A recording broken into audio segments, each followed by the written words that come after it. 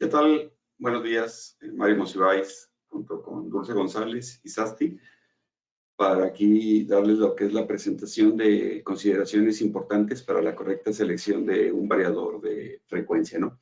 Los variadores de frecuencia se han vuelto algo bastante importante para la industria, ¿no? Ya que el control de la velocidad de los motores es necesario para poder alcanzar o mejorar los niveles de producción y los niveles de calidad, ¿no? Cualquier pregunta que tengan, por favor, hacérnosla llegar a través del chat que está en la parte de abajo de preguntas y ahí con gusto les estaremos atendiendo, ¿no? Entonces vamos a iniciar con lo que es la presentación el día de hoy y esta es la agenda que vamos a ver. Vamos a ver básicamente 5 puntos: la identificación de componentes y algunos conceptos básicos de lo que son los sistemas electromecánicos, reconocer cuál es la información crítica que se tiene en un variador de corriente alterna, en un motor, que nos puede ayudar también a poder seleccionar correctamente el variador de velocidad, reconocimiento del hardware y cómo opera un motor de corriente alterna, la selección de los variadores para las aplicaciones más básicas y generales, ¿no? Y más comunes que se encuentran en la industria. Y por último, una guía de ayuda que hay para poder seleccionar los variadores basados en algunas características que los equipos tienen, ¿no? La práctica se la estamos haciendo llegar a través de Elemex, el distribuidor autorizado para México y Latinoamérica de los productos de AEGIS. En la parte inferior derecha van a encontrar el teléfono de contacto y el correo que también los pudieran utilizar, ¿no? Este está listo para recibir también WhatsApp, es un celular. Y bueno, pues vamos a iniciar. Vamos a ver el primer tema, que es la identificación de componentes y conceptos de sistemas electromecánicos, ¿no? Hay mucha terminología que vimos en la escuela que nos apoya a entender los conceptos de cómo se puede convertir la energía eléctrica en energía mecánica a través de los motores. Y algunos conceptos que vimos en la escuela que son importantes recordar son los siguientes, ¿no? El sistema electromecánico, como acababa de mencionar, es una máquina o series de máquinas que van a convertir la energía eléctrica que nos proporciona aquí en México, la Comisión Federal de Electricidad o cualquier compañía que provee energía eléctrica en energía mecánica, ¿no? Y lo utilizamos típicamente a través de motores. El voltaje, bueno, es la diferencia de potencial eléctrico que existe para que la corriente fluya, ¿no? Si no existiera esta diferencia de potencial, pues la corriente no fluye, ¿no?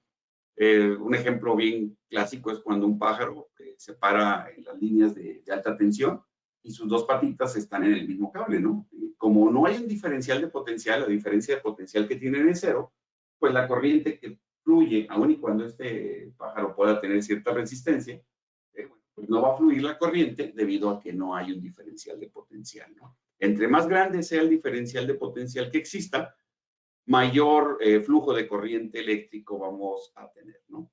Y la corriente, bueno, pues es el flujo de la carga eléctrica, ¿no? La corriente se mide en amperios, como el voltaje se mide en volts o voltios. La resistencia es la oposición al flujo de electricidad dentro de un circuito y la resistencia se mide en ohms, ¿no? Aplicando la ley de Ohms, la corriente es igual a la cantidad de voltaje o diferencial de voltaje que yo tenga entre la resistencia que el dispositivo al cual estoy aplicando el voltaje oponga, ¿no? En sistemas de corriente alterna también tenemos otro concepto muy importante que es la frecuencia, ¿no? A finales del siglo XIX, una discusión muy fuerte entre Westinghouse y Edison sobre cómo era la mejor manera de transmitir la energía eléctrica a las casas. Y bueno, pues Westinghouse junto con Tesla definieron que la mejor forma era con corriente alterna, ¿no? Y bueno, en América, bueno, casi toda América, existe la frecuencia en 60 Hz, ¿no? Entonces son 60 ciclos que va cambiando por segundo, ¿no? En Europa, en Chile, en algunos otros países la frecuencia está dada en 50 Hz, es un ciclo por segundo. En México, a lo mejor ustedes no se acuerdan, pero en los 70 teníamos dos frecuencias, la que operaba la compañía de fuerza del centro, operaba en 50 Hz, nosotros acá en el norte de México operamos a 60 Hz, pero en la presidencia de Luis Echeverría todo esto se actualizó y nos unificamos a que todo México estuviera en 60 Hz, ¿no? La frecuencia es la que nos va a ayudar también a modificar la velocidad del motor de corriente alterna y es la variable eléctrica más importante que tenemos nosotros para poder controlar la velocidad. También es importante controlar el voltaje cuando queremos controlar el par del motor, ¿no? Algunos términos que nosotros debemos de conocer es, bueno, la onda senoidal, esta es la que estaba platicando ahorita. Es una onda de frecuencia, voltaje o corriente, ¿sí? Pura, ¿no? Nosotros, cuando estamos midiendo la forma de onda ya en un sistema eléctrico, normalmente no es totalmente senoidal, bueno, sí es senoidal, pero no es totalmente suave, debido a algunas fluctuaciones de voltaje que pueden estar ocurriendo con la carga a la cual estoy conectando, y eso, bueno, pues me genera algunos detalles, ¿no? Pero modificando esta forma de onda de frecuencia, yo voy a poder modificar la velocidad de un motor de corriente alterna. Vamos a ver algunos de los componentes, bueno, la mayoría de los componentes que utilizamos nosotros en un sistema electromecánico, ¿no? Y como había definido anteriormente, un sistema electromecánico es un sistema de máquinas que están conectadas para poder convertir la fuente de alimentación que nos entrega CFE aquí en México en un movimiento ya para realizar algún trabajo, ¿no? Entonces tenemos lo que es la fuente, esto nos suministra a nosotros la parte de la energía eléctrica con un voltaje que está variando en forma senoidal en 3 fases. Y bueno, nosotros manejamos un variador de velocidad. Este variador de velocidad es un dispositivo que va a convertir una fuente de voltaje senoidal de 3 fases de 60 Hz en una forma de onda donde vamos a estar modificando el voltaje y la frecuencia para poder obtener en el motor la potencia mecánica necesaria, controlando las dos variables importantes que es el par y la velocidad del mismo, ¿no? Para que el variador trabaje, bueno, necesitamos un controlador, el cual le va a decir al variador cuál es la velocidad a la cual queremos controlar el motor. Ese controlador puede ser desde una interfaz hombre-máquina conectada ahí en el variador, una señal en voltaje, o inclusive un controlador lógico programable que le puede estar ahí mandando la información, ¿no? Para que el sistema trabaje, debemos de tener una retroalimentación de cómo se está operando la velocidad del motor.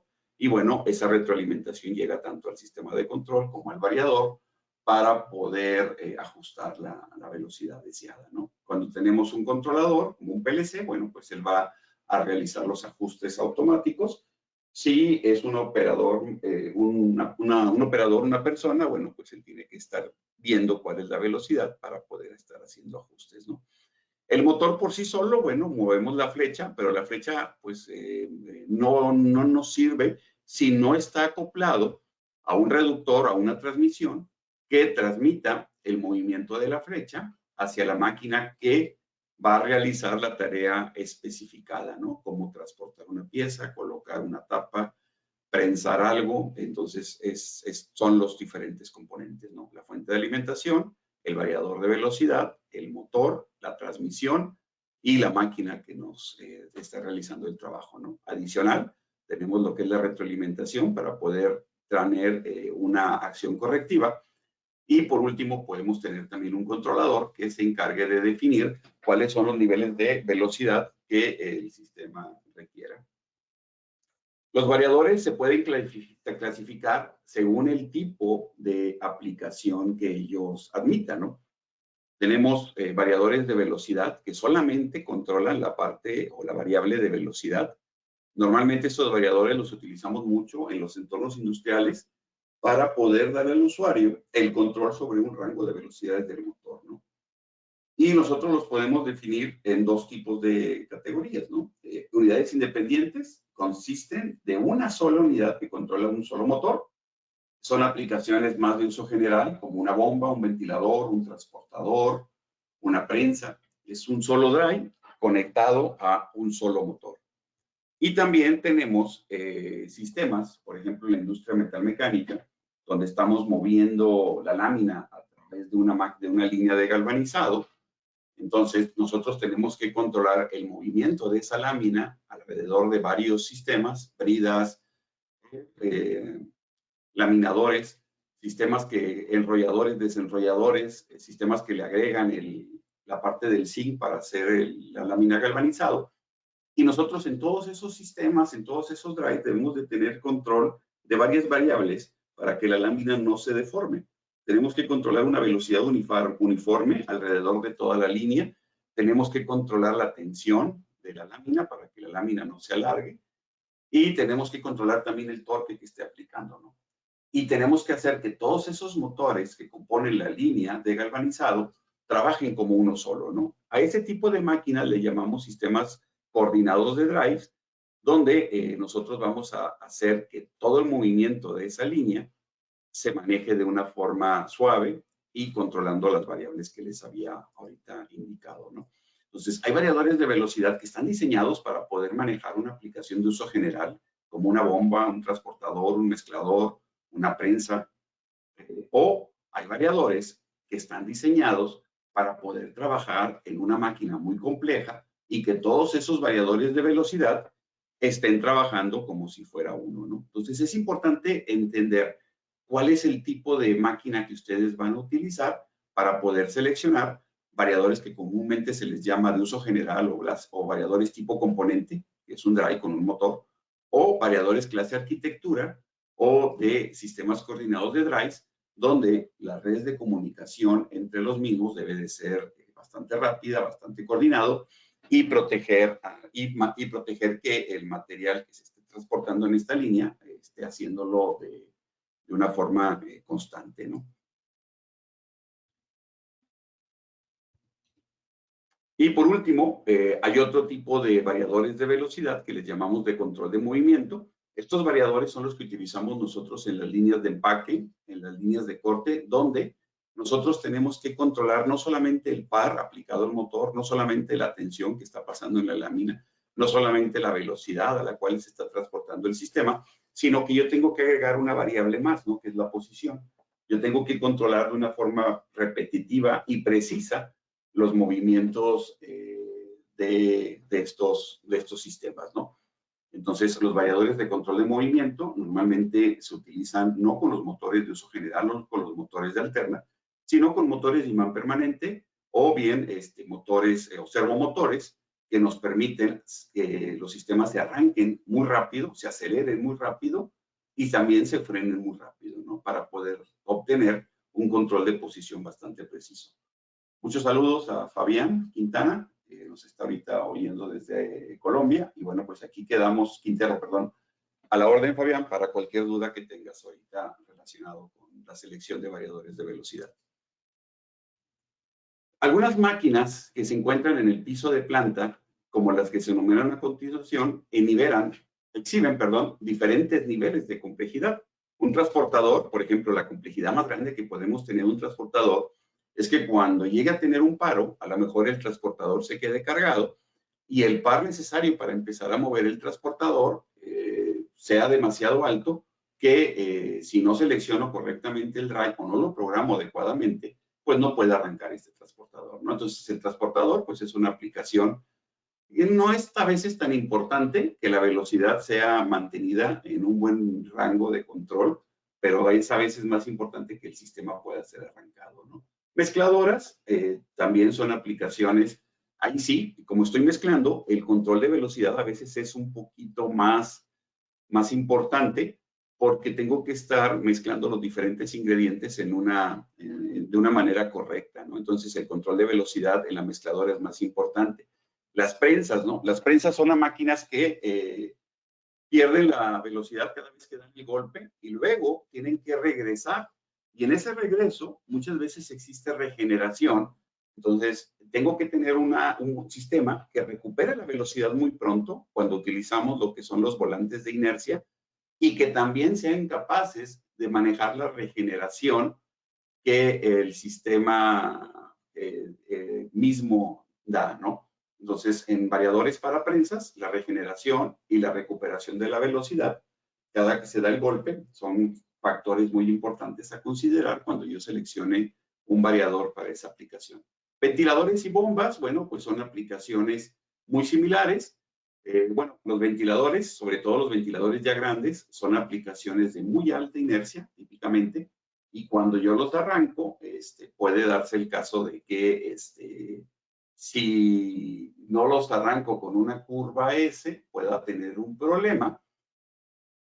Y el problema más grande que a veces hay en los ventiladores es que están en ductos comunes donde muchas veces esos ventiladores ya están girando cuando yo los quiero arrancar, y si yo los arranco desde velocidad cero, yo puedo ocasionar que el ventilador tienda a parar casi de inmediato, ocasionando un retorno de energía bastante grande, y adicional a eso podemos causar un daño en el ventilador, por lo que variadores de velocidad que puedan tener forma de arranque en vuelo, que puedan detectar cuál es la velocidad que el ventilador tiene en ese momento y tomar al motor en esa velocidad y arrancarlo desde ahí, es deseable, ¿no? Entonces, la característica de arranque en vuelo, o como le dicen en inglés, flying start, es bien necesaria en algunas aplicaciones con los ventiladores, cuando están en ductos comunes y estos ventiladores están girando cuando yo lo quiero arrancar, ¿no?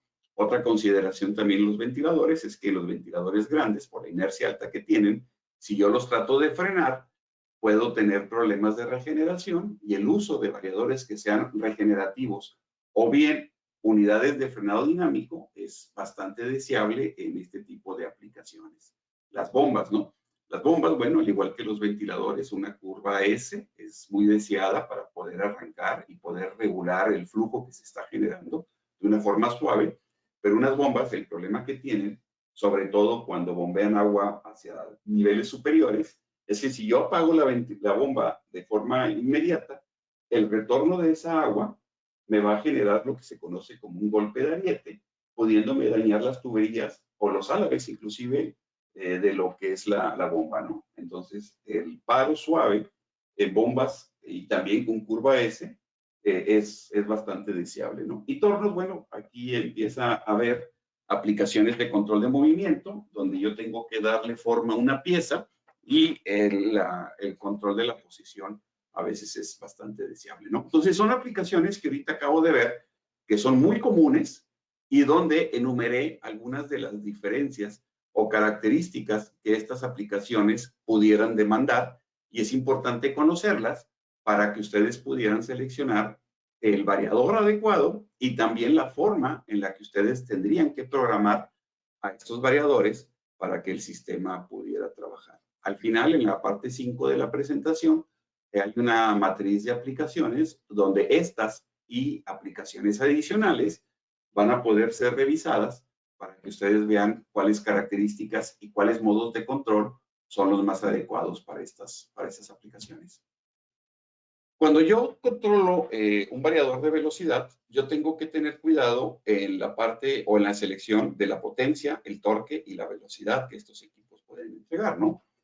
Como había mencionado, el vínculo que existe entre la energía que me proporciona la fuente de Comisión Federal de Electricidad aquí en México y la mecánica debe de poderse ajustar, ¿no?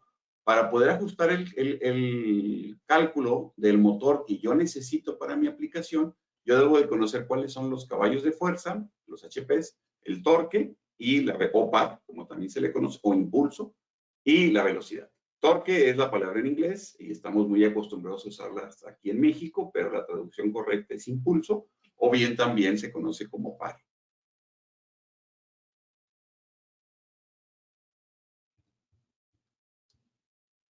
El caballo de fuerza, o HP, es una medida del trabajo, ¿no? Producido por un motor por unidad de tiempo. ¿Cómo lo definieron?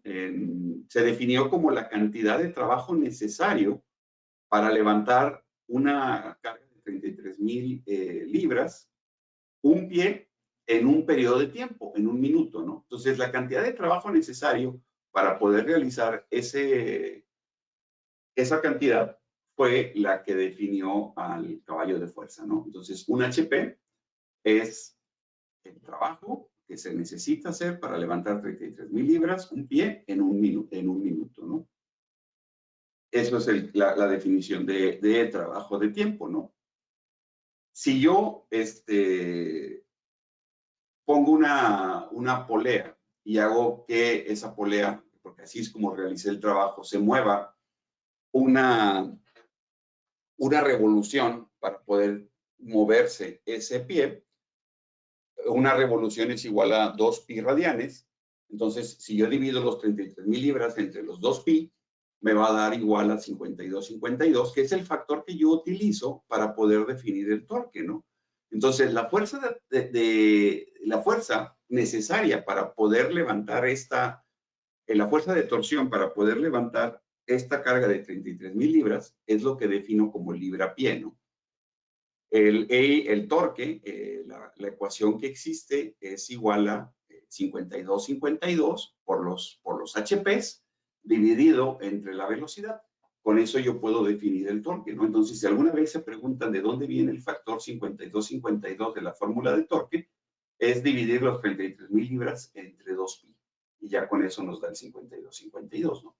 Pero definiendo lo que es torque, la fuerza de torsión aplicada a un objeto teniendo a causar rotación, ¿no? En el ejemplo que les estaba ahorita mencionando, se tenía una polea, se colocó un caballo, este caballo hace que la polea gire una revolución y con eso nosotros estamos generando la fuerza necesaria para levantar la masa de 33,000 libras, ¿no? Entonces, pero el torque también es igual a la fuerza multiplicada por la longitud del brazo de palanca, es decir, el radio, y la cantidad de par que el motor aplica a una máquina es proporcional a la corriente que recibe, ¿no? Entonces, para la fuerza de torsión que tengo yo aquí, es lo que se conoce como torque, ¿no? ¿Y a qué va a ser igual el torque que yo tenga aquí? Va a ser igual a la cantidad de fuerza que yo aplique, ¿sí? Entre mayor fuerza yo aplique, mayor fuerza de torsión voy a tener, ¿no?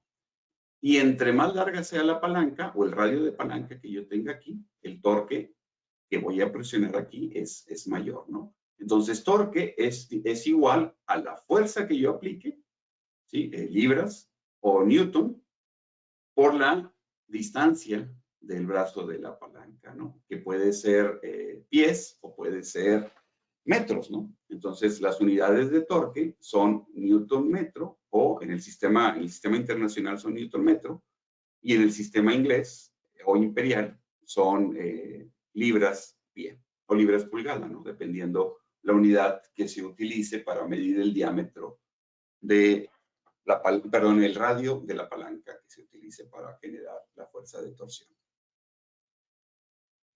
Debido a que un motor, bueno, la velocidad pues va a ser la cantidad de revoluciones por minuto realizadas por el eje de un motor. Esto, un componente crítico de la velocidad del motor va a aparecer siempre en la placa del equipo. Entonces, si ustedes tienen un motor, ahí van a ver lo que son las velocidades base a la cual el motor va a trabajar, ¿no? Y es un dato importante a considerar en la cuestión de la selección del motor la selección del drive aplicado a ese motor. En un motor de corriente alterna, la velocidad se va a alcanzar cuando yo tenga, por ejemplo, si estamos en México y la frecuencia es 60 Hz, cuando yo tenga 60 Hz, tenga el voltaje de placa, vamos a suponer que sean 460 Hz, que en otros países es 408, en otros son 575, en otros son 600, entonces dependiendo el país en el que estén, pero aquí en México es 490, 460, y cuando la carga o lo que se está oponiendo a que el motor se mueva sea plena, ¿no? Sea el 100% de la corriente que nosotros queremos obtener, ¿no? Entonces, en ese momento, yo voy a tener una velocidad nominal. Suponiendo que yo tengo un motor de 4 polos, la velocidad de un motor de 4 polos es igual a 120 por la frecuencia aplicada, serían 60 Hz. Entre, por ejemplo, 4 polos, ese motor tendría una velocidad nominal, una frecuencia sincrónica de 1800 revoluciones, ¿no?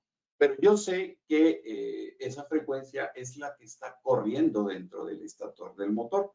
En el rotor, ¿cuál va a ser la velocidad? Pues va a depender de la carga que esté acoplada, ¿no? Si yo tengo el 100% de la carga acoplada a ese motor, pues la velocidad va a ser la que esté en la placa. Vamos a suponer que ese motor, por ejemplo, fueran 1750 revoluciones. Entonces, cuando yo le aplique 60 Hz, 460 volts y la carga que se opone al movimiento sea la que está en la placa del motor, la velocidad de ese motor sería 1750. La diferencia de la sincrónica con la nominal es lo que se conoce en inglés como slip y en español se conoce como deslizamiento.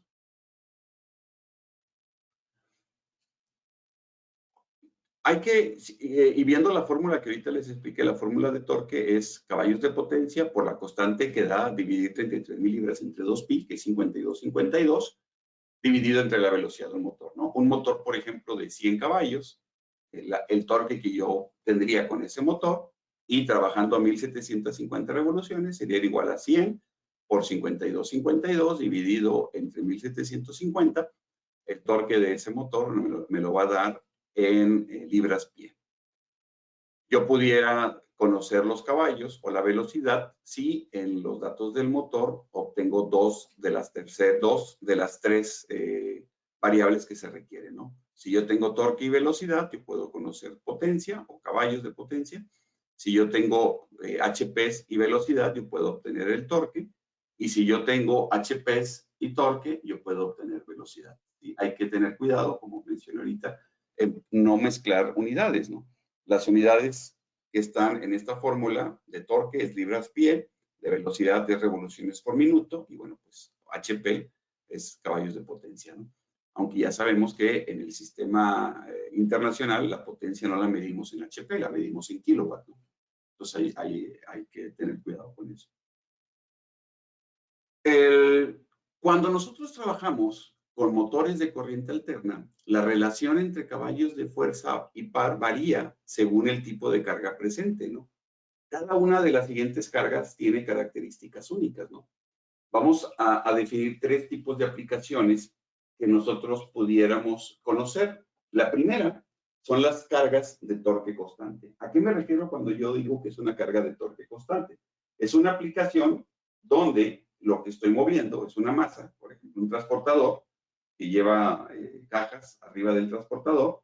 Este transportador, por más lento o rápido que vaya, la masa que yo estoy moviendo no está variando, ¿no? Y al no modificarse la masa de esta aplicación, la fuerza necesaria, acuérdense que fuerza es masa por aceleración, la fuerza necesaria para poder mover esa masa, pues es la misma, ¿no? Y la fuerza rotatoria que yo tengo en la flecha del motor, pues es fuerza por distancia, ¿no? Es el torque. Yo tampoco lo tengo que mover, ¿no? Entonces, al no haber una modificación de la masa que yo tengo que mover, la cantidad de par que yo necesito aplicar a esa aplicación, pues es la misma, ¿no? Entonces decimos que es una aplicación de par constante. Las aplicaciones de par constante, a medida que yo voy aumentando la velocidad, ¿sí? Aumento la cantidad de potencia, o sea, la cantidad de potencia va a variar de acuerdo a la velocidad a la que yo la quiero mover, ¿no? Va a ser un poquito más de trabajo o de potencia cuando yo quiera mover esa aplicación al 100% de su velocidad. Si yo quiero mover esa aplicación al 50% de la velocidad, el trabajo necesario o la potencia va a ser la mitad, pero el torque necesario para poderlo mover es el mismo, ¿no? Acuérdense de la fórmula, torque es igual a 52 por HPs entre velocidad, pero como HPs va aumentando en la misma relación que va aumentando la velocidad, ¿sí? Pues el torque que yo necesito es constante, ¿no? Entonces, esas aplicaciones de par constante, cuando yo selecciono un variador de velocidad, normalmente la consideración que debo de tener es que si en ese transportador de repente llega a haber un atorón, ¿sí? O llega a haber una sobrecarga, le meten más carga de lo que yo quiera, puede darse el caso de que yo necesite un incremento de torque, ¿sí? Para poderlo mover. Y esas aplicaciones también se conocen como aplicaciones de uso pesado. Entonces, esas aplicaciones de uso pesado normalmente me van a requerir que yo le pueda dar la mitad adicional de par para poder tener esas sobrecargas, ¿no?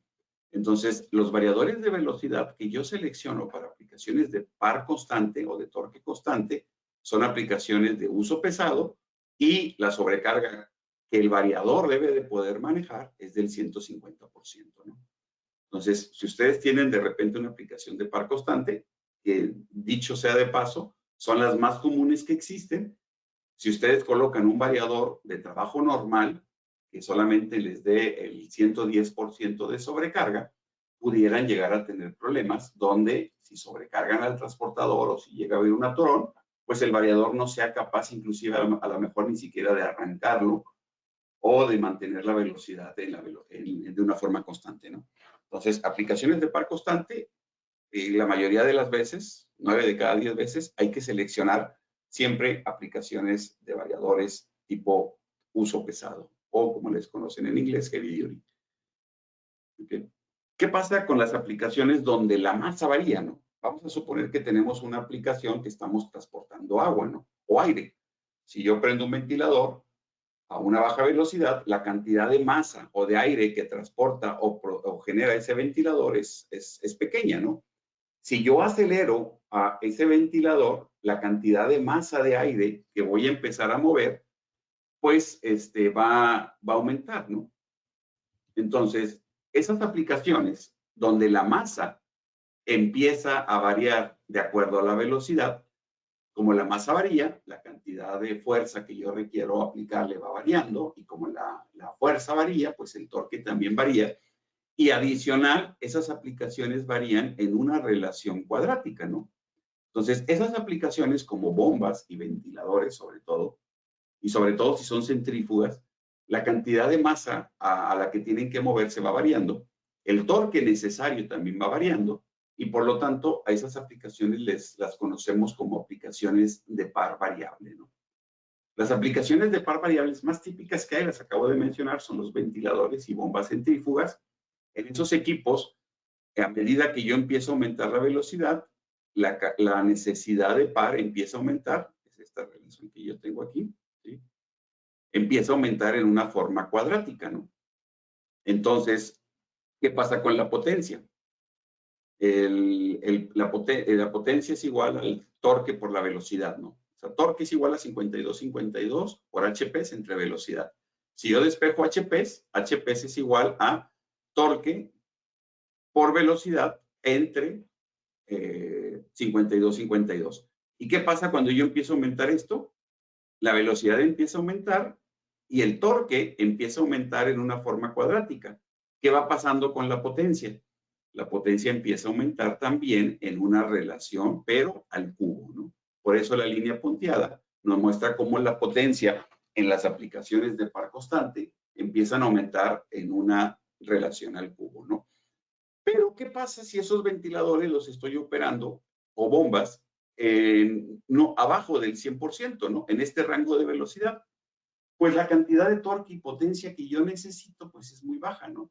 Entonces, aplicaciones que solamente tengan el 110% de sobrecarga, que se les conoce como variadores tipo normal duty, puede ser usado sin ningún problema para este tipo de aplicaciones. Entonces, una aplicación normal, un variador normal duty con 110% es suficiente para poder mover una aplicación de par variable. Ojo, hay que tener cuidado. ¿Qué pasa si yo necesito ir arriba del 100%? El problema es que el torque sigue subiendo en una relación cuadrática y la potencia sigue subiendo en una relación al cubo. Entonces, en aplicaciones de par variable, de bombas y ventiladores, donde yo necesite subir la cantidad de la velocidad arriba de la velocidad base, ahí sí hay que tener mucho cuidado con la selección del drive, porque puede darse el caso que aún un variador tipo heavy duty, con el 150% de sobrecarga, no sea suficiente, ¿no? Muchas veces en las aplicaciones de ventiladores y bombas centrífugas que van arriba de la velocidad base, se necesita utilizar variadores de velocidad sobredimensionados, potencias adicionales arriba, para poder manejar las necesidades de par adicional que la aplicación va a manejar, ¿no? Si es una aplicación de par constante y yo necesito ir arriba de velocidad base, estas aplicaciones le llamamos nosotros aplicaciones de potencia constante, ¿no? ¿Y qué pasa, no? Cuando yo tengo estas aplicaciones y empiezo yo a aumentar la velocidad, arriba de la velocidad base, el motor, yo no le puedo aplicar más voltaje, ¿no? Entonces me quedo en 460 volts, perdón, pero la frecuencia empieza a subir. Como pasa esto, el torque que el motor empieza a generar empieza a bajar, ¿no? Entonces, pero la potencia permanece constante. Entonces, en aplicaciones donde yo necesite ir arriba de la velocidad nominal, se les conoce como aplicaciones de potencia constante, y hay que tener cuidado porque la disminución de par que el sistema me va a generar pudiera ocasionar que esa aplicación no pueda ser manejada, inclusive también con un variador tipo heavy duty, ¿no? Entonces, hay que tener cuidado. Hay muchas aplicaciones, sobre todo los enrolladores o desenrolladores, que a veces necesitan ir arriba de la velocidad base, y yo tengo que tener una consideración especial en la selección del drive para evitar que ese drive se me vaya a estar disparando por sobrecarga por la característica y la configuración del mismo, ¿no?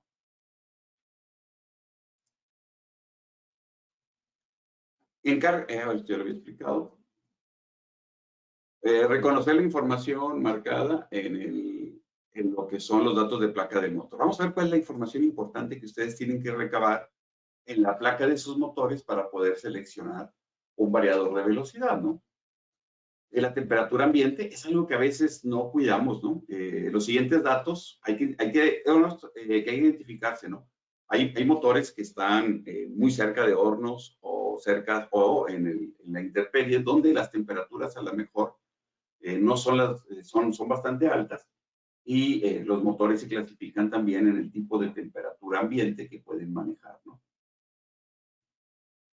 Para los motores de clasificación EMA, ¿sí? La temperatura total del motor no debe aumentar más de 40 grados arriba de la temperatura ambiente, ¿no? Es una clasificación que nosotros tenemos o se tiene en EMA, ¿no? Entonces, la temperatura ambiente, a donde va a trabajar, hay que cuidarlo, ¿no? La otra es la parte del ciclo de trabajo, ¿no? El ciclo de trabajo es la relación que existe entre los tiempos del funcionamiento y descanso de un motor, ¿no? Si es un transportador, pues ese motor les decimos que es y está trabajando todo el día, entonces es una aplicación, le llamamos de ciclo continuo. Y bueno, hay que seleccionar el drive para esa aplicación de ciclo continuo. Pero ¿qué pasa si es una grúa de mantenimiento, no? Esa grúa, pues a lo mejor solamente lo utilizan ciertas horas del día. Entonces, esa es una aplicación de ciclo intermitente, ¿no? Entonces, hay que definir cómo va a estar trabajando el motor, si va a ser con ciclo intermitente o con ciclo continuo. El servicio continuo, un motor que funciona dentro de los límites, y el servicio intermitente, un motor que nunca alcanza su temperatura normal, sino que se le permite enfriarse entre operaciones, ¿no? Como es el caso de la grúa. Y en el de continuo, como está trabajando todo el tiempo, la temperatura normal de funcionamiento pues va a ser alcanzada, ¿no?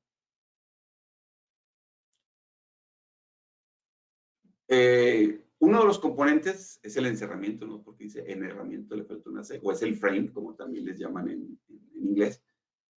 Es el diseño del bastidor el que ayuda a proteger las partes móviles del motor del medio ambiente, ¿no? El enterramiento o el enclosure que nosotros podemos tener dentro de los motores, pues hay diferentes tipos, ¿no? Hay motores que son abiertos, hay motores que son a prueba de ambiente, weatherproof, hay motores que también son totalmente cerrados. Entonces hay que conocer para qué tipo de ambiente el equipo va a poder trabajar, ¿no? Entonces, hay diferentes encerramientos para los motores y hay que conocer cuál es el que se necesita para la aplicación. El tamaño del marco o el frame size. Para evitar conflictos o problemas entre los diferentes fabricantes de los motores, tanto la NEMA, que es una norma americana, como la IEC, que es una norma internacional, definieron lo que se les conoce como el tamaño del marco, el tamaño del motor, básicamente, ¿no? Y dentro de estos códigos o frames, hay letras y números que nos van a identificar, sin necesidad de ir a tomar datos del motor, cuáles las dimensiones del mismo, ¿no?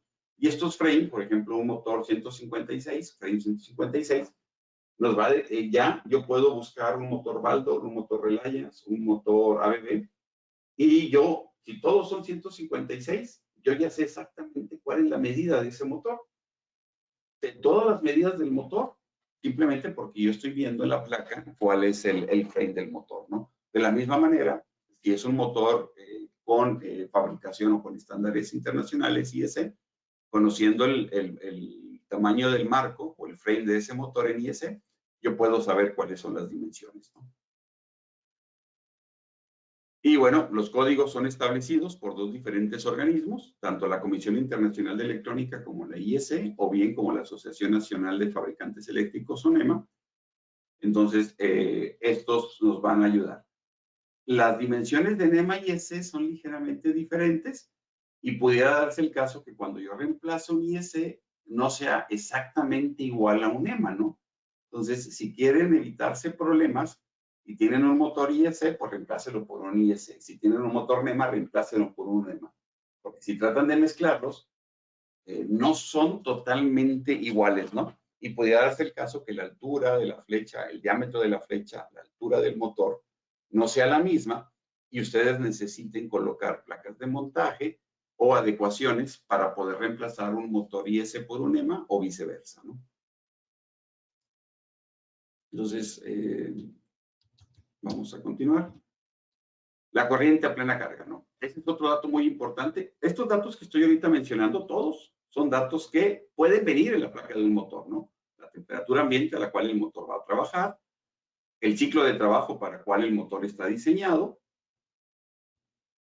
el tipo de encerramiento que el motor utiliza y el tamaño del frame o del marco que el motor tiene, ¿no?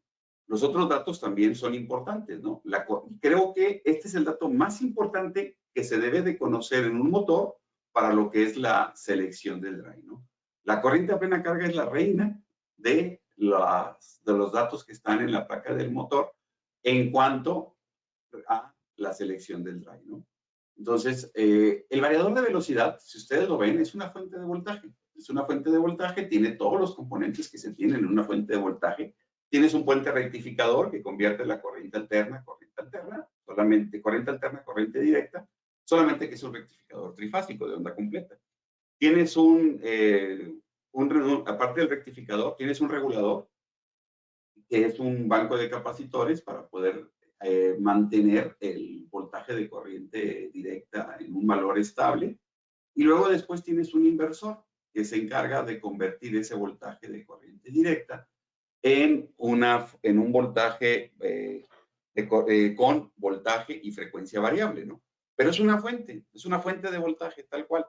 Entonces, el dato más importante que ustedes tienen, por ejemplo, para seleccionar una fuente de 24 volts, es la corriente, ¿no? Yo selecciono una fuente de 24 volts, de 5, de 10 o de 20 amperes. Y el dato más importante cuando ustedes cotizan una fuente o compran una fuente, no le dicen cuál es el voltaje que voy a obtener. Y el siguiente dato más importante, bueno, más importante es de cuántos amperes, ¿no? De la misma manera, cuando ustedes escogen un variador de velocidad para una aplicación, tienen que saber a cuál corriente van a estar manejando, ¿no? Y luego después, dependiendo ya de la aplicación, si van a manejar una sobrecarga del 150 o una sobrecarga del 110, o en las aplicaciones del Light Duty, sin sobrecarga, ¿no? Que el motor no tenga capacidad de sobrecarga. Entonces, este es el dato más importante, ¿no? Y bueno, la velocidad también. En los motores manejan cuántas revoluciones por minuto van a manejar cuando se les entreguen voltaje y frecuencia a pleno. Entonces, este dato también es importante. Se puede calcular por el número de polos y la frecuencia aplicada. La fórmula para calcular la velocidad es 120 veces la frecuencia entre el número de polos, pero es importante conocer la información que está dentro de la placa del motor. Caballos de potencia también es la medida de la capacidad mecánica del motor para poder entregar par nominal, ¿no? Entonces, es la capacidad que tiene el motor para realizar el trabajo. Entonces, hay motores desde fracciones de caballo hasta varios miles de caballos, ¿no? Entonces, dependiendo de la aplicación a la que se va a utilizar, pues yo voy a poder seleccionar la potencia, ¿no? Se comete mucho un error en la selección de los drives. La mayoría de los drives están rateados o seteados en relación a cuánta potencia pueden entregar. Y muchos de los compradores de variadores de drives se basan solamente en el valor de la potencia. Pero como les mencioné anteriormente, el dato más importante que deben de ustedes de considerar en la selección de un drive es la corriente. La corriente es la que nos va a decir si ese drive puede o no puede con la aplicación. Y después de ahí, de la corriente, también hay que entender la aplicación del motor para poder saber cómo la corriente va a cambiar. Si es una aplicación de par constante, si es una aplicación de par variable o inclusive si es una aplicación de potencia constante, ¿no? Entonces, el dato más importante siempre va a ser la corriente y la frecuencia, la potencia. Normalmente, la potencia y la corriente están ligados, ¿no? Entonces, si yo compro un drive de 100 caballos, pues un motor de 100 caballos en 460 con 60 Hz, normalmente tiene una corriente como de 125 amperes. Entonces, yo ya sé que ese drive de 100 caballos pues, me va a poder entregar 125 amperes. Pero siempre hay que revisarlo. Siempre hay que revisarlo para no tener problemas de que la cantidad de corriente que pueda generar el drive no sea suficiente para poder mover mi aplicación. También el nivel de aislamiento que el motor tiene, ¿no? Ya dijimos cuál es la temperatura ambiente a la cual el motor puede trabajar, pero también el motor puede tener una sobretemperatura, ¿no? Por un periodo prolongado de tiempo antes de que su motor se empiece a dañar, ¿no? Entonces, hay diferentes clasificaciones dentro de NEMA para poder definir la temperatura ambiente, eso ya está dado, cuál es el pico de temperatura adicional que el motor pudiera manejar sin que el motor se dañe, ¿no? Por ejemplo, un aislamiento clase A, el motor pudiera llegar a tener un rise, como se dice en inglés, o una sobretemperatura hasta de 105 grados. Aislamiento clase B es el más común, o sea, de hecho es el que 7 o 8 motores de cada 10 van a tener un aislamiento clase B, nos dan una sobretemperatura de 130. No, de hecho, el más común es el F, corrijo. El F, clase F, es de 155 grados. Y cuando estamos hablando de motores para uso con variador de velocidad, lo que normalmente se recomienda es aislamiento clase H, ¿no? Que son de 180 grados. ¿Por qué se recomienda un aislamiento clase H en un variador de velocidad? Porque muchos de los motores, en el nivel de encerramiento que tienen, el enfriamiento lo dan a través de un ventilador que está acoplado a la misma flecha del motor. Y si yo tengo un variador de velocidad con ese motor, muy probablemente voy a bajar la velocidad de ese motor. Y al bajar la velocidad de ese motor, yo voy a bajar la cantidad de flujo y lo voy a bajar en una relación cuadrática, ¿no? Bueno, el flujo es constante, baja en una relación lineal. La presión es la que baja en una relación cuadrática, pero el flujo va a bajar en una relación lineal. Entonces, el motor muy probablemente se va a calentar más porque no va a tener la ventilación al 100%, ¿no? Entonces, para esos motores que voy a utilizar con drives, muchas veces recomiendo más el aislamiento clase H porque esos motores no van a recibir la ventilación del 100%, ¿no? ¿Cuál es la frecuencia mínima que trabaja en un variador? Más que la del variador, la pregunta viene con el motor, ¿no? Hay motores donde yo puedo mantener el par constante con la ventilación normal, o sea, el ventilador acoplado a la flecha hasta el 50% de la velocidad. Hay motores que pueden ir hasta un décimo de la velocidad sin ningún problema. Hay motores que pueden ir a una centésima de la velocidad y hay motores que pueden ir hasta una milésima de la velocidad. Entonces, la pregunta es más bien relacionada a cuánta es cuál es la capacidad que tiene ese motor. Y un variador de velocidad, bueno, si yo necesito regular velocidades a muy bajas velocidades, pues ahí sí hay diferentes métodos de controlarlo. Un variador tipo Volhertz, que es para uso general en bombas y ventiladores, pues ese normalmente va a llegar hasta un décimo de la velocidad. Un variador con aplicaciones normales. Un variador ya con torque vectorial, vector control, descomponiendo la corriente del estator descomponiendo la corriente total en la corriente que produce el campo magnético más la corriente que produce el par. Ese tipo de motores vectoriales, bueno, podemos ir hasta bajas velocidades, hasta una centésima, por ejemplo, de la velocidad. Y motores y variadores de velocidad que pueden controlar la corriente magnetizante del motor, un variador ya de alto desempeño, Inclusive puede mantener en cero la velocidad del motor o una milésima de la velocidad sin ningún problema, ¿no? Entonces, la pregunta que hace Fabián está más relacionada o debe estar más relacionada al motor más que al daño. ¿Ok? El factor de servicio, bueno, pues nos va a decir cuál es la capacidad de la que se puede manejar arriba de la corriente nominal sin que se haga una degradación grave del motor. La temperatura nos mata a los motores, ¿no? Y la temperatura en el motor empieza a subir por un nivel de enfriamiento en el motor no adecuado o bien también por una sobretemperatura, ¿no? Entonces, en los motores existen diferentes niveles de factor de servicio. Casi la mayoría de los motores NEMA tienen factores de servicio de 1.15. Esto nos dice que nosotros podemos producir un 15% más de caballos de fuerza y el motor puede estar trabajando con este factor de servicio sin que el motor tenga un daño permanente, ¿no? Arriba ya del 1.15, pues el motor va a empezar a degradarse, ¿no? Y para un factor de servicio de 1.0 significa que ese motor pues no tiene capacidad de poder trabajar más allá, ¿no? Pregunta que hace Israel en el chat. Para sustituir un motor de corriente directa instalado en un extrusor de plástico, el equivalente en corriente alterna tendría que ser, ok. Primero, bueno, vamos a suponer, si quieres poner los datos de placa, Israel, que tienes en ese motor y cuál es la capacidad y cuál es la cantidad de sobrecarga que ese motor genera para podértela contestar con ya correctamente, ¿no? Entonces, Israel está preguntando una aplicación que tiene y vamos a ver si la podemos resolver entre todos. Y el voltaje, bueno, pues es el nivel de sistema que el equipo necesita para el nivel de presión eléctrica o de diferencial de voltaje que requiere para poder operar un motor, ¿no? Operar un motor diferente puede resultar en un hundimiento impredecible del motor.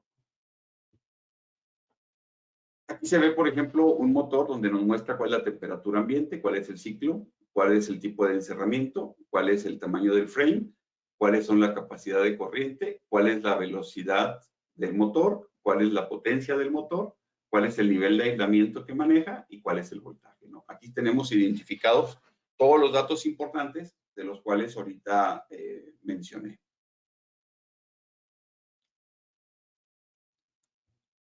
¿Ok? Como he dicho, no son equivalentes muchas veces un EMA con un IS. Entonces hay que tener cuidado cuando se cambien los motores porque no necesariamente van a ser idénticos.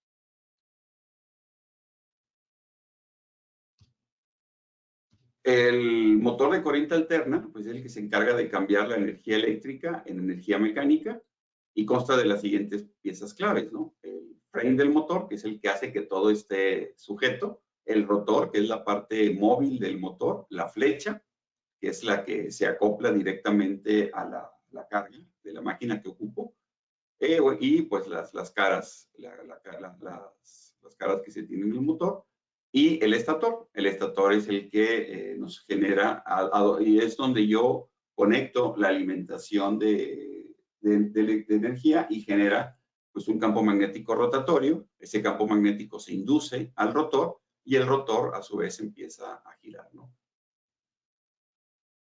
Bueno, lo voy a dar rápido, nada más. El end-shield, bueno, es la cubierta protectora que se encuentra en la parte delantera y la parte trasera. El rotor es la parte giratoria del motor. El rotor consta de dos piezas. Básicamente, las laminaciones de acero, estos están apilados en el eje del motor y crea la serie de ranuras, ¿no? Y ayuda, y lo que utilizan estas laminaciones es tratar de concentrar las líneas de flujo dentro del motor, ¿no? Y lo que son las barras que están montadas en el núcleo. Todo esto es para poder que el rotor se le induzca el voltaje del el campo magnético y este campo magnético inducido va a tratar de seguir al campo magnético que está rotando dentro del estator y con esto voy a poder producir el movimiento. El eje, pues es la parte que yo utilizo para poder conectar el motor y la máquina, ¿no? El estator es la parte estacionaria que yo tengo en el motor, al cual yo alimento el voltaje de corriente alterna y se genera un campo magnético rotatorio dentro de ese estator. Ese campo magnético se induce hacia el rotor y el rotor trata de seguir a ese campo magnético que está girando internamente dentro del rotor, del estator.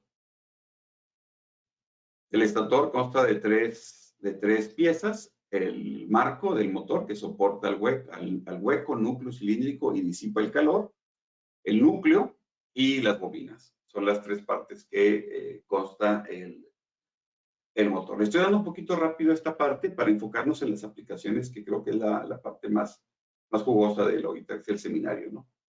Entonces le voy a dar un poquito rápido a esta sesión, nada más para poderlo manejar.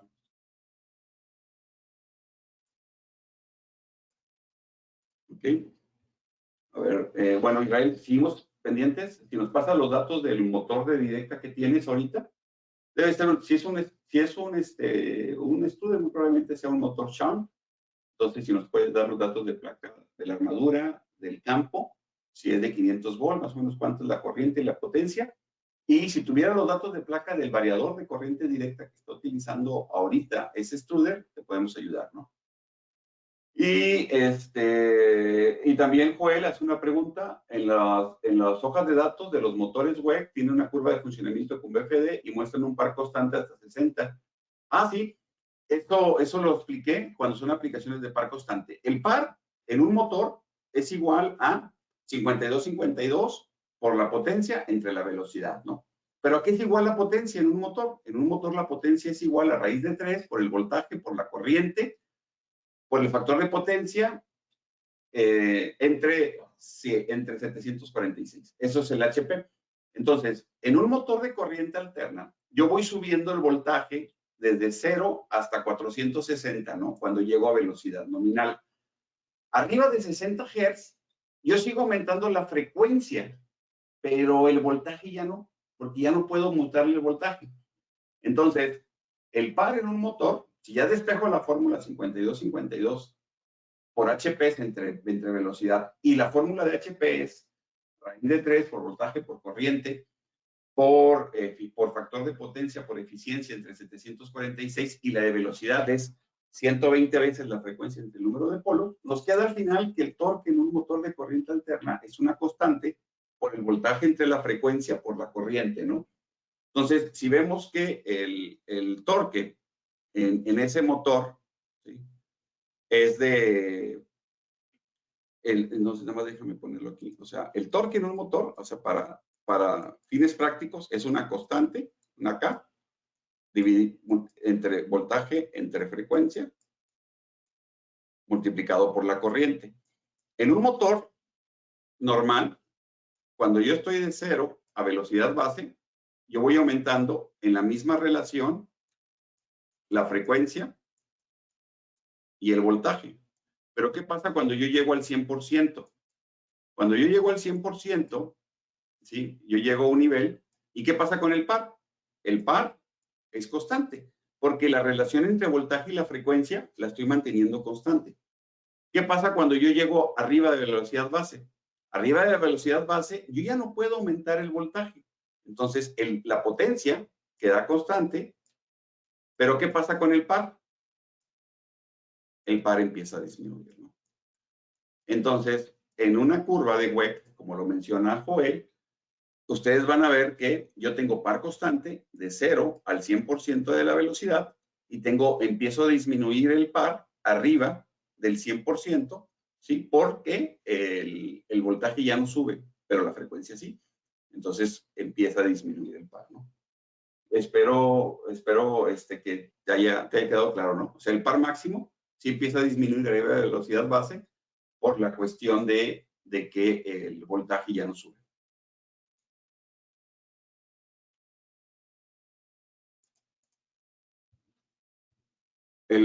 Ok, vamos a darle un poquito más rápido aquí porque así nos está ofendiendo el tiempo. Y voy a llegar. Esta es como, lo voy a explicar mejor aquí. Esta es como el motor. Este es un motor tipo NEMA B, que es el más común de los motores. El motor NEMA B, yo tengo en 0 velocidad, así se comporta la demanda de par, ¿no? Para poder arrancar yo la velocidad. El sistema, cuando yo arranco este motor, y aquí no lo estoy arrancando con un variador de velocidad, lo estoy arrancando con un motor a tensión plena, ¿no? Cuando yo arranco a tensión plena el motor empieza a acelerar, y cuando empieza a acelerar, lo primero que yo tengo es el torque de arranque, ¿no? El torque de arranque se va cerca del 200%, 180%. El motor se empieza a mover, y a medida que empieza a moverse el motor, se tiene una disminución en el par.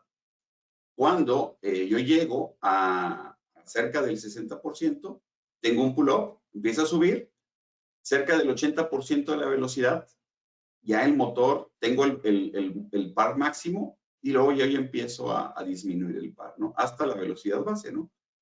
¿Qué tengo yo en la velocidad base? En la velocidad base voy a tener el 100% de la velocidad, ¿sí? El 100% del torque con la velocidad, con el 100% de la corriente. Si yo quiero graficar la corriente hace algo así. Yo me puedo ir hasta el 600% de la corriente en el arranque. A medida que empiezo a arrancar el motor a tensión plena, yo empiezo a tener esta disminución. Si yo llegara a la velocidad sincrónica, yo tendría cero corriente, ¿no? Que eso no pasa. Esto es un motor a tensión plena, donde yo, el par del motor, tengo la constante, tengo el voltaje, tengo la frecuencia y tengo la corriente. ¿Qué le apliqué al motor? Arranqué, le apliqué 460 volts, 60 Hz, y así se comporta el motor NEMA B en su curva de arranque. Cuando yo tengo un variador de velocidad, ¿qué pasa? Cuando yo tengo un variador de velocidad, yo empiezo con un voltaje bajo y una frecuencia baja, ¿no? Y esto lo empiezo a subir en una relación constante, ¿no? Entonces, ¿qué va a pasar? Que el par del motor se va a comportar todo el rango de arranque así, en un torque constante. No me da esta forma, que sí me daría un arranque a tensión plena, porque el variador de velocidad está controlando las dos variables que introducen o que generan el par, ¿no? Que es el voltaje y la frecuencia, y él está aplicando el voltaje y la frecuencia necesario para poder mover el motor con el par mínimo necesario para que se mueva, ¿no? Entonces, esta es la diferencia de poder arrancar ese motor con un variador de velocidad que con un arrancador a tensión plena, ¿no? Y bueno, los motores de corriente alterna están clasificados por NEMA en su par de arranque o par de ruptura, el par de arranque, el par de ruptura, el par máximo y el porcentaje de deslizamiento, ¿no? Y dentro de NEMA hay 4 clasificaciones, el diseño A, B, C y D. Y de acuerdo a cómo esos motores se comporten cuando los arrancan a tensión plena, es cuando caen en cualquiera de estos 4 diferentes clasificaciones. El más común que se utiliza en la industria es este, ¿no? Este es el que normalmente se utiliza para la mayoría de las aplicaciones. El diseño A también se puede utilizar cuando utilizamos variadores de velocidad. Y estos dos, si ustedes tuvieran un motor diseño C o diseño D y quisieran conectar un variador de velocidad, el diseño C casi siempre van a tener que colocar un motor arriba, ¿no? Si es un motor de 100 caballos, clase C, muy probablemente van a tener que colocar un variador de 125 o de 150 caballos para mover ese motor diseño C. ¿Por qué? Porque los motores o los variadores de velocidad están como seleccionados para mover motores B y A. Si ustedes manejan un C, el C les va a demandar más corriente. Acuérdense lo que había mencionado, la corriente es la reina de la información que está en la placa. Ustedes van a necesitar colocar un variador de velocidad más grande, ¿no? Y si se topan con un motor diseño D, aquí tengan mucho cuidado. Un motor diseño D te puede demandar hasta una corriente bien alta, y si ustedes tienen un motor diseño D, sí vayan con el fabricante del drive para que les apoye en la selección del variador adecuado para un diseño D. Si tienen un A y un B, no hay ningún problema. Todos los drives están diseñados para poder manejar este tipo de motores. C y D, C normalmente se van a un frame más grande, y diseño D, sí hay que considerar hablarle al fabricante del drive para poder seleccionar el drive adecuado para esa aplicación. El primer paso para poder seleccionar, hay dos categorías, ¿no? El tipo de aplicaciones que admiten, ¿no? Los variadores de velocidad, hay dos tipos, ¿no? Los motores de inducción son los que vamos a utilizar cuando la variable que estamos controlando sea solamente la velocidad. Si yo aparte de la velocidad necesito controlar la posición y necesito que ese movimiento sea muy repetitivo y muy preciso, entonces el uso de servomotores con variadores de ese tipo pudiera ser necesario, ¿no? Entonces es la primera clasificación. También los variadores de velocidad están orientados a aplicaciones que no requieren un posicionamiento preciso, ¿no? Como a mediados de los 90, el uso de IGBT se generalizó en el uso de variadores y eso nos hizo que pudiéramos tener un sistema de control mucho más complejos y y para aplicaciones más amplias, ¿no? Si un variador, este tipo de IGBTs y algunos métodos de control nos empezó a facilitar la vida para poder ya no depender de aplicaciones de uso antes exclusivas para variadores de corriente directa, ¿no? Entonces, ustedes ya en la actualidad, volviendo a la pregunta de Israel, en realidad ya no sería necesario o ya no hay una aplicación que no pueda ser realizada ahorita con un motor de corriente alterna, con un variador de corriente alterna. El caso del extrusor de plástico, ¿no? El problema del extrusor de plástico es que hay ocasiones que llega a parar, ¿no? Por alguna falla y el material que estaba dentro del extrusor queda solidificado, ¿no? Entonces, la cantidad de torque necesario para poder mover a ese extrusor puede ser muy grande, ¿no? Y anteriormente, los variadores de velocidad de corriente directa, recuerdo el modelo, el 1395 de Allen Bradley, podía manejar hasta el 250% de sobrecarga, ¿no? Entonces, esta capacidad de sobrecarga hacía que el extrusor pudiera moverse sin problemas, ¿no? Pero en la actualidad los motores de corriente alterna no tienen ese tipo de sobrecarga que anteriormente se tenían en los variadores de corriente directa, ¿no? Entonces, lo que hay que hacer con esa aplicación del extruder de plástico es a veces sobredimensionar el drive. El motor puede ser el mismo, o sea, yo puedo utilizar la fórmula de par. Par es igual a 52 por HPs entre la velocidad. Ya que tengo ese par, selecciono cuál es el motor que voy a utilizar, un motor de 1750 revoluciones. Ya tengo yo el par, multiplico par por la velocidad y lo divido entre 52 y 52, ahí saco la potencia y probablemente ahí saco ya el motor que ocupo, ¿no? Y luego el drive que voy a escoger, muy probablemente tengo que dividir. Si el drive que tenía yo actualmente me daba un 200% de sobrecarga, entonces yo divido 200 entre 150, lo multiplico por los HPs que calculé y ahí ya tendría ya el dato del drive que tendría que utilizar para ese extruder, ¿no? La pregunta que hace Joel es, para determinar el variador de acuerdo a la corriente, ¿hacemos un derating por altitud? Sí. Todos los variadores de velocidad están dimensionados para poder trabajar a una altitud de 1000 metros sobre el nivel del mar, algunos casos hasta 2000. Pero la regla de dedo que nosotros utilizamos es por cada 100 metros arriba de 1000 metros de la altitud, yo voy a derratear o voy a disminuir la corriente que me podría entregar el drive un 1%, ¿no? Vamos a suponer que estamos en Saltillo, ¿no? Saltillo tiene 1500 metros aproximadamente sobre el nivel del mar.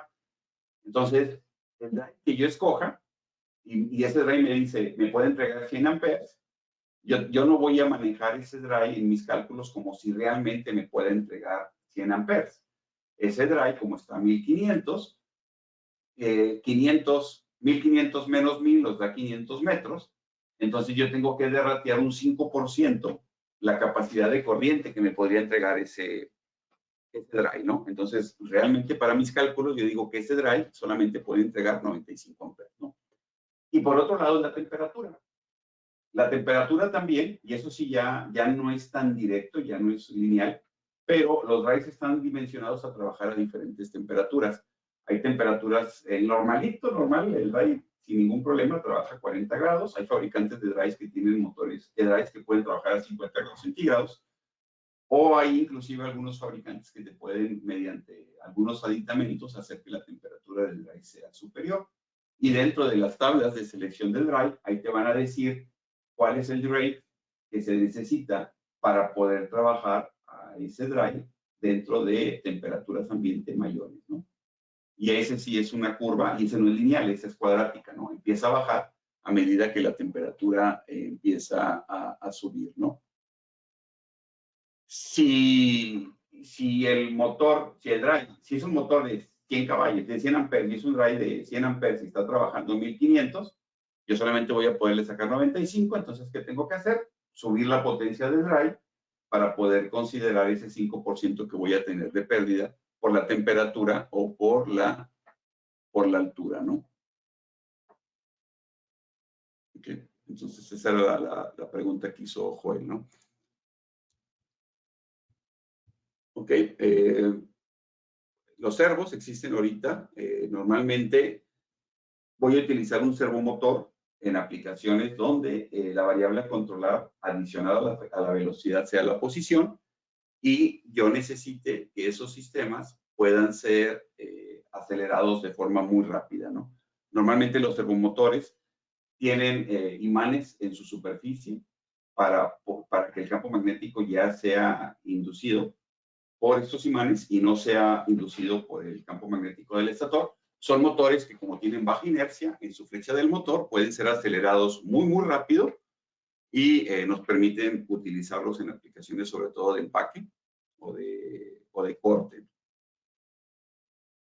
Muchas veces cuando yo utilizo variadores de velocidad con motores, toda esta conmutación que se genera, toda esta modulación y estos voltajes que yo introduzco a los motores, a veces nos generan corrientes que van de la flecha, que están en la flecha, y que como están en la flecha del motor, pueden pasarse a los rodamientos del equipo, ¿no? Entonces, los rodamientos pueden ser los del motor o pueden ser los rodamientos inclusive del sistema que está acoplado, ¿no? De la máquina. Y como estos rodamientos o valeros no están diseñados para poder manejar esta corriente, pues puedo empezar a tener problema con los valeros, ¿no? Entonces, una muy buena práctica es colocar un dispositivo acoplado a la flecha del motor, y que este dispositivo haga que todas esas corrientes que están circulando en la flecha y que me pueden afectar a los valeros se vayan a tierra, ¿no? Entonces, Aegis maneja una línea de anillos que se colocan y tienen contacto constante con la flecha, y evitan que todas esas corrientes que estén circulando en la flecha, ocasionados por los variadores de velocidad, me dañen a los valeros, ¿no? Entonces, si alguna vez tienen un problema de ese tipo, donde ustedes empiezan a ver daño en los valeros, es muy probablemente porque el drive o el sistema de instalación no es el adecuado, o no se tiene un sistema para poder sacar esas corrientes de la flecha. Sí. Aquí se pueden ver algunos fallos que se pueden empezar a presentar en los rodamientos de los motores, en los valeros, ocasionados por estas corrientes que están circulando en la flecha y que pasan a los valeros, y que, bueno, pues los valeros no son dispositivos que estén diseñados para manejar esa corriente, ¿no? Hay diferentes formas en las cuales los anillos se pueden montar: con sujeción a través de tornillos, con un pegamento epóxico, con una prensa, o bien con kits universales de montaje para podérselos agregar. Y bueno, ya por último, los métodos de control de velocidad. Hay diferentes métodos de control que yo puedo utilizar en un variador de velocidad para diferentes tipos de aplicaciones, ¿no? El método Volt por Hertz solamente regulo la frecuencia aplicada y el voltaje en una relación lineal o cuadrática, y es el que más se recomienda para uso de bombas, ventiladores y compresores. Es un método muy simple que podemos utilizar. Sensores vector: se utilizan las componentes vectoriales de la corriente total, se descomponen en su corriente magnetizante y en su corriente que produce par, y mediante estas corrientes yo puedo obtener cuál es el cálculo de la corriente que produce par, y de esta manera puedo compensar las necesidades de la máquina, ¿no? En la relación Volt por Hertz, si yo veo que el motor no se mueve, entonces yo puedo entregarle más o menor voltaje para poder entregar más o menor par, ¿no? Normalmente Sensorless Vector Control está ya estandarizado. Este se liberó como a principios de los 90 y es el método de control más utilizado en máquinas de uso general, ¿no? Transportadores, extrusores o mezcladores. Y por último, se tiene el Flux Vector Control. Ahí se utilizan algoritmos donde yo voy a poder controlar la corriente que produce el flujo magnético, ¿no? Entonces, yo ya me voy a meter directamente a poder generar un campo magnético mayor o menor, y de esa manera yo puedo hacer que el motor reaccione y se acelere o se acelere de una forma más rápida, ¿no? O más bien, que pueda entregar mayor o menor par de una forma más rápida, ¿no? Entonces, en aplicaciones como grúas, embobinadores o bridas, el uso de Flux Vector Control es el más adecuado. Mezcladores muy cargados, a veces se ocupa más el Flux Vector Control que el Sensorless Vector Control. Y ya por último, aquí tenemos la matriz de aplicaciones, donde, por ejemplo, se pueden ver diferentes aplicaciones, ¿no? Tenemos un agitador, es una aplicación, hay características de la carga, ¿no? Es fricción, gravedad, un fluido o una inercia, ¿no? De alta inercia. Entonces, un agitador es una aplicación de fricción, es una aplicación de par constante.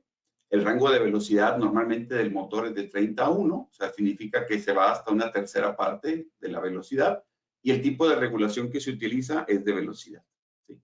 Y ahí podemos ver diferentes tipos de aplicaciones. Por ejemplo, un compresor es una aplicación de fricción, es una aplicación de par constante. La velocidad se va de 10 a 1 o una décima de la velocidad. Aquí me equivoqué, es 1 entre 30, ¿no? Si fueran 1800, sería 1800 entre 30, sería la velocidad. Este sería 1800 entre 10, solamente se puede ir a 180 revoluciones.